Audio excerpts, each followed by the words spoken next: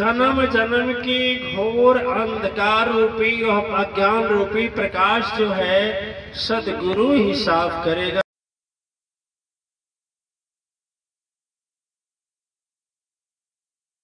नहीं है।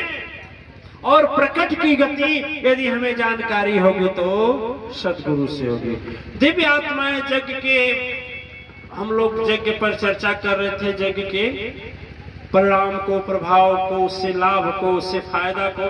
फायदा को यह है कि घर में यदि बहुत प्रेत की बाधा है, वैसे तो देखिए थोड़ा सा 1 मिनट का ब्रेक लेंगे, ब्रेक समझाने के लिए।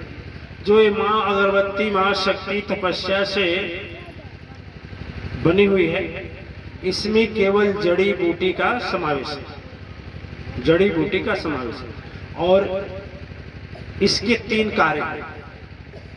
अच्छा ये बताइए, दुर्गंध में मलक्ष रहता है कि देवता? देवता। मलक्ष रहता है कि देवता? तो कहीं बोलते हैं देवता। अरे दुर्गंध में जहाँ सड़न हो, बदबू हो, जहाँ बकरे कटते हो, मुर्गे कटते हो, शराब चढ़ाए जाते हो, बकरों का जीवों की हत्या की जाती है, वहाँ मलक्ष रहेगा कि देवता रहेगा? मलक्ष रहेगा ना। जहाँ दुर्गंध हो मलक्ष होगा ना। कितने तो अपने घर में चढ़ाते हैं, तो बोलो उस घर में क्या वास करेंगे? देवता वास करेंगे? ईमानदारी बताइए। अरे कितने लोग तो अपने घर में ले जा करके कटवाते हैं और काटते हैं। तांत्रिक बाबा लोग अपना जाते हैं, प्रेम से खाते हैं। देखिए दुर्गंध जहां होगा वहां मलक्ष का वास होगा, और जहां सुगंध होगा वहां देवता का वास होगा। ठीक है। जो उसमें मां अगरबत्ती में जो चीज डाली जाती है, दिव्य आत्माएं जहां जलाई जाती है, निगेटिव जिसे कहते हैं नकारात्मक, ये बहुत प्रेताद की बाधाएं शांत हो जाती है, वहां देवताओं का वास होता है। और जो ग्रह ज्योतिष के हिसाब से चले तो ग्रह है रवि, सोम, मंगल, बुध, बृहस्पति, राहु, केतु, जो भी है ग्रह, 9 ग्रह को शांत करने वाली भी उसमें जड़ी बूटी मिली। घर में सरस्वती और लक्ष्मी और शांति का वास करने की कौन कौन सी जड़ियां हैं डाली गई हैं। और जब बेस कीमती जड़ी बूटी रहेगी तो महंगा होगा कि नहीं होगा? होगा। आज कई हजार परिवारों में उसका उपयोग होता है। मैं तपस्या में स्वयं करता हूँ, उसको जलाकर तपस्या करिए और बिना उसके तपस्या करिए। मनुष्य के अंदर 7 चक्र आध्यात्मिक होते हैं, मूलाधार से लेकर के और यहाँ तक सहस्त्रार्थ 7 चक्र होते हैं। 7 चक्र जब डिसबैलेंस होते हैं तभी मनुष्य बीमार पड़ता है। और यदि माँ अगरबत्ती जला करके ध्यान किया जाए तो 7 चक्र सही होंगे और अजीब की शांति मिलती है। आप यज्ञ करने बैठे और माँ अगरबत्ती ले आ गई है, ले और जलाए। जो केमिकल से तैयार होती है वो तो सस्ता पड़ता है, केमिकल वाली सस्ती पड़ती है। जैसे बाजार की जलेबी, चाहे मेला की जलेबी सस्ता होगी ना, लेकिन बहुत मशहूर होटल की होगी सस्ता। अंतर होगा, मिलावट होगा तभी सस्ता होगा। चप्पल ही ले लीजिए, फुटपाथ पर चप्पल 100 रुपए में मिल जाएगा ना, लेकिन बाटा में मिलेगा? मिलेगा? नहीं मिलेगा। क्यों नहीं मिलेगा?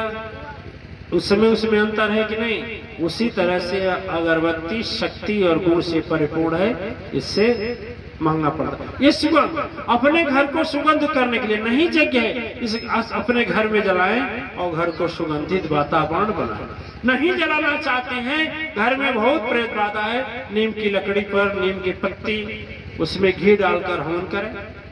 लक्ष्मी जी को लाना है तो खीर बनाएं, आंवला की लकड़ी लाएं और उसमें खीर में जो यह खटकर्म में आता है, जो बता रहे हैं,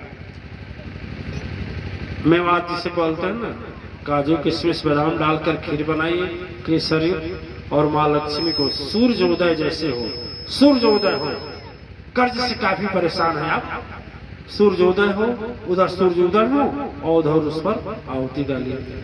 ठीक है, किस मंत्र से आहुति डालेंगे ये तो गुरु जी से पूछना होगा, अपने गुरु जी से। अब यहाँ से तो बताएंगे नहीं, क्योंकि तरह तरह के लोग हैं।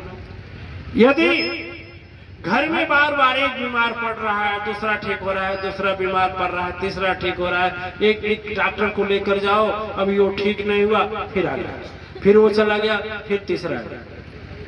वैसे तो देखिए, सबसे बड़ी बात है, एक पूर्ण मनुष्य के अंदर एक शक्ति होती है जिसे विज्ञान भी सिद्ध कर चुका है, वह प्रतिरोधक क्षमता। प्रतिरोधक क्षमता क्या होती है? जो बीमारी से लड़ती है, जब कमजोर हो जाती है, वह संघर्ष नहीं कर पाती है तो जीव बीमार पड़ जाता है। आप लोगों के जीवन में ऐसा घटना हुआ है क्या कि दवा लाए हैं, दवा खाए नहीं, फिर भी ठीक हो गए हैं? हुआ है ऐसा कभी किसी के साथ? हुआ है? एक शरीर के अंदर, अच्छा, जैसे आपने दवा कराते कराते परेशान हो गए, छोड़ दी, ऐसी स्थिति आती है बिना दवा के ठीक। या बड़े बड़े डॉक्टर फेल कर गए और एक साधारण खर या पतवार से आप ठीक हो गए, ऐसा भी होता है। तो न खर पतवार ठीक करता है, न पहले आप दवा छोड़ने से ठीक होता है। मनुष्य के अंदर एक आध्यात्मिक शक्ति होती है, दिव्य आत्माएं, जब वह जागृत होता है तो स्वतः ठीक हो जाता है। ठीक है ना? और वह चीज इस अगरबत्ती में मिलाई हुई होती है, इसलिए इसको जला करके यदि ध्यान किया जाए प्रज्वलित करके, तो आंतरिक शरीर की प्रतिरोधक क्षमता बढ़ती है। देखिए यज्ञ का विधान। अच्छा, अश्वमेध यज्ञ क्यों किया भगवान ने? उस समय जितने राक्षस मार दिए गए थे, उनकी आत्माएं भटक रही थी, उनकी आत्माएं, लाखों लाख लोग मारे गए थे, खून की नदी बही। और इसके पहले वो आतंकी महात्माओं को मार दिए थे, इतने लोगों को मारे थे कि हड्डी की ढेर लगी थी, पूरा पहाड़ की तरह हड्डी, इतना बड़ा दुराचार धरा पर। और फिर जब यह पक्ष मजबूत हुआ, देव पक्ष, तो दानवों का भंडार लगा, किसी का भी भंडार लगा, लेकिन वो भटकने वाले आत्मा जो ब्रह्मांड में भटकेंगे तो भुगतना किसको पड़ेगा? धरा और अंबर को, नीचे धरती को, ऊपर आकाश को। और जो दुनिया के मालिक हैं, इसीलिए अश्वमेध यज्ञ किए। और अश्वमेध जब यज्ञ किए तो अश्वमेध यज्ञ के माध्यम से दिव्य आत्माएं, उन्होंने धरा कि चारों ओर जो व्याप्त प्रदूषित वातावरण था, प्रदूषित वातावरण को शांत किया। कौन किया? भगवान के और यज्ञ के माध्यम से किया। मन का, जैसे सत्संग चल रहा है, आप भजन में बैठे हैं, आप सत्य कथा सुन रहे हैं टीवी में, मोबाइल में, तो मन तो थोड़ा प्रभावित हो जाता है कि हाँ बहुत अच्छा है, लेकिन वातावरण शुद्ध होता है तो यज्ञ से होता है। और उसमें माँ की महिमा अपार है। नींद आनी शुरू हो गई, इसलिए अब भजन के लिए तैयार है। एक लाइन, ज्यादा नहीं, केवल आप लोगों को जगाने के लिए। क्या बोले?